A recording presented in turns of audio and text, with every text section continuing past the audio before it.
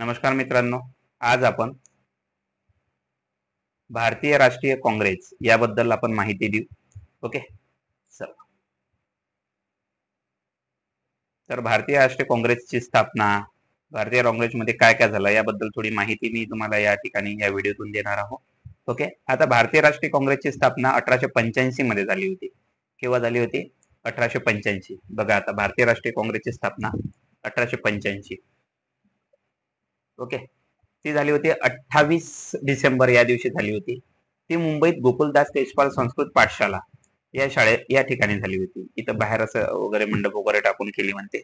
खरं म्हणजे याची पार्श्वभूमी अशी होती की एलएम ऍक्टिव्हम ह्यूम हे निवृत्त ब्रिटिश अधिकारी होते आणि ब्रिटिश सरकारचे माजी सचिव सुद्धा होते. यांनी देशाच्या प्रगतीला हातभार लावण्यासाठी ओके भारतीयांना एकत्र आणण्याच्या दृष्टिकोनातून त्यांनी काय केलं होतं? सुरुवातीला इंडियन नॅशनल युनियनची स्थापना केली. काय केली? इंडियन नॅशनल युनियनची स्थापना केली. आणि मग काय झालं तर पहिलं अधिवेशन डिसेंबर 1885 मध्ये पुण्यात होणार होतं. हे ओके, पुण्यात होणार होतं. कुठं होणार होतं? पुण्यात होणार होतं. आता पुण्यात होणार होतं तर पुण्यात त्यावेळेस चालू होती कॉलरची साथ. कशाची साथ चालू होती त्यावेळेस? पुण्यात कॉलरची साथ. आता कॉलरच्या साथ असल्यामुळे तिथं अधिवेशन घेणं हे अवघड जायचं. मग काय करावं म्हणून हे अधिवेशन घेण्यात आलं होतं मुंबईला. मग मुंबईला अधिवेशन हे गोकुलदास संस्कृत पाठशाला असं म्हटलं जाते, तिथं घेण्यात आलं होतं. ओके. त्यानंतर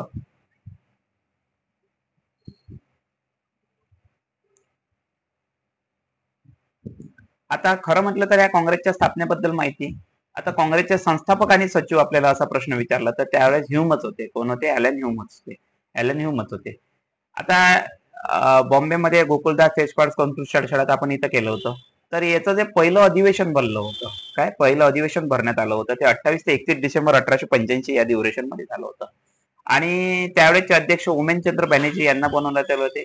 तर पूर्ण भारतातून 72 सदस्य या अधिवेशनाला गेले होते, ज्यामध्ये जसं आपण दादाभाई नौरोजी, फिरोजशाह मेहता, दीनशाह वाचा, ओके, तैयबजी, सयानी, काशीनाथ त्र्यंबक तेलंग, गोपाळ गणेश आगरकर, न्यायमूर्ती रानडे, भांडारकर, महाजन, व्यंकय्या नायडू, ओके, हे आणि सुब्रमण्य अय्यर, वीर राघवाचारी, आनंद चार्लू इत्यादी लोक काय केले होते? या अधिवेशनाला गेले होते. ओके. असे सुमारे 72 लोक काय होते? या अधिवेशनात होते. आता कसं असते, कुठे कुठे 72 आणि तुम्ही 78 मध्ये कन्फ्युज होता. लक्षात ठेवा, हा जो 78चा आकडा आहे, कोणता? हा 78चा. 78चा आकडा म्हटलं तर काय झालं? 78 हे दांडी यात्रेला होते. कोणत्या यात्रेला होते? दांडी यात्रा. एवढं लक्षात ठेवलं. ठीक आहे, ते नंतर बघू आपण दांडी यात्रा काय आहे. त्यानंतर बघा, देशाच्या राजकीय स्थितीची चौकशी करण्यासाठी एक कमिशन. आता पहिल्या अधिवेशनात काय झालं? 9 ठराव मान्य झाले. हे लक्षात ठेवलं. पहिल्या अधिवेशनात किती ठराव मान्य झाले? असं. आता कोणतं अधिवेशन? हे क्वेश्चन असू शकते. राष्ट्रीय काँग्रेसचं, भारतीय राष्ट्रीय काँग्रेसचं पहिलं अधिवेशन आणि त्यामध्ये 9 ठराव बनले होते. जे रॉयल कमिशन होतं याची स्थापना करण्यात आली होती. आता ते रॉयल कमिशन कशासाठी स्थापन केलं हे महत्वाचं आहे, की देशाची राजकीय चौकशी करण्यात यावी यासाठी हे रॉयल कमिशन स्थापन करण्यात आलं होतं. भारत मंत्र्याचं इंडियन कौन्सिल बरखास्त करावं हेही केलं होतं. केंद्र आणि प्रांतिक विधिमंडळात लोकप्रतिनिधी घ्यावे. आता ऍक्च्युली काय होतं यामध्ये? कसं होतं, केंद्र आणि प्रांतिक मध्ये हे लोकप्रतिनिधी कमीच होते. लोकप्रतिनिधी घ्यावे हे ठरवलं होतं. IAS परीक्षा इंग्लंडमध्ये भारतातही घ्यावी आणि त्याचं वय मर्यादा केलं होतं 23 वर्ष. किती करण्यात यावी म्हणते? वाढवावी एवढी. IAS ती जी होती की इंग्लंडमध्ये जशी आहे तसं भारतात. लष्करी खर्च करावा, त्यात इंग्लंडचाही वाटा असायला पाहिजे. पहिले काय लष्करी खर्च करताना फक्त भारतीयांचाच वाटा. आता भारतीय मालाला रक्षण मिळेल असे धोरण ब्रिटिशांनी अवलंबलं. मिठावरील कर रद्द करावा, शेतकऱ्यांवरील कर्जाचा बोजा हलका करावा, ब्रह्मदेश खालसा करू नये, हे सर्व ठराव यांनी इथं मांडले होते. ब्रह्मदेश सुद्धा काय करू नये? खालसा. आता काय झालं, काही जण ह्या काँग्रेसच्या म्हणजे काँग्रेस, भारतीय राष्ट्रीय काँग्रेस होतं यासाठी स्थापनेसाठी इच्छुक होते. काही जण या स्थापनेबद्दल विवादात होते. काय म्हणजे काही नको हे. आता नको म्हणजे कसं आहे, कोणतीही दोन बाजू असेल, याला दोन बाजू आहेत. कोणत्याही नाण्याला समजा आपण म्हणतो ना दोन बाजू आहे. एक ज्या गोष्टीनं फायदा पाहतो, दुसऱ्याच्यानं तोटा पाहत असतो आणि ते पाहायलाच पाहिजे. त्यावेळेस होते. आता काँग्रेसची स्थापना करण्यात आली, यावेळी मते मांडली. तर त्यापैकी एक सुरक्षा झडप सिद्धांत हा एक समोर आला किंवा तो सिद्धांतही प्रसिद्ध झाला.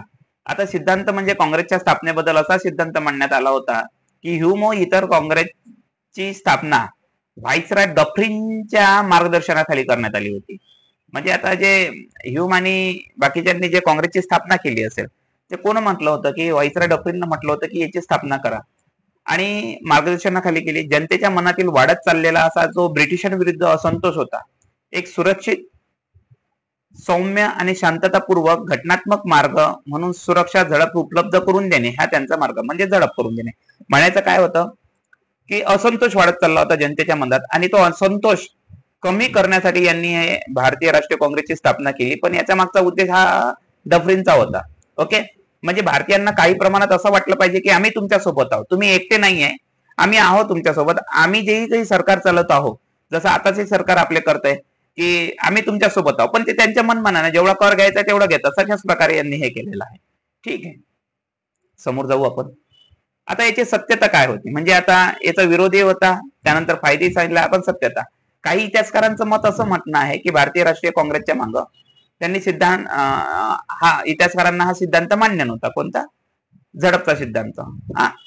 1858 नंतर भारतात कुठंतरी हळूहळू राजकीय विकास होत गेला, नाही तर तेच होतं आपलं साम्राज्य विस्तार आणि गुलामगिरी सारखं. राष्ट्रीय नेत्यांनी ह्यूम यांचे नेतृत्व स्वीकारले, काही नेत्यांनी नाही स्वीकारले, पण काही नेत्यांनी स्वीकारले. जे भारतीय राष्ट्रीय काँग्रेसमध्ये होते त्यांनी स्वीकारले, कारण की फुल नाही फुलाची पाकडी आपल्याला रस्ता भेटला होता ना, बरोबर की नाही? कारण त्यांच्या कार्याच्या सुरुवातीला ब्रिटिशांचा रोष ओढून घ्यायचा नव्हता. आता सपोज आपण काय तर ह्यूम यांना नकार दिला असता कदाचित, तर ब्रिटिश लोक आपल्यावर धावून आले असते ना, त्यांनी आपल्याला विरोध केला असता. म्हणून ह्या माणसाच्या मार्गाने आपण आपली चळवळ चालू ठेवू, असं आपल्या राष्ट्रीय नेत्यांच्या मनात काहीतरी विचार होते असे. तर काँग्रेस नेत्यांनी ह्यूमो यांचा वापर एक वीज वाहक केला. आता भारतीय लोक असे बोलतात तर इंग्रज लोक असे बोलत असेल. ओके, वीज वाहक म्हणजे एक रस्ता पकडला असंही म्हटलं तरी चालते. बरोबर आहे ते, म्हणजे काही ना काही करणं गरजेचं होतं आपल्याला. धन्यवाद. चला, नमस्कार.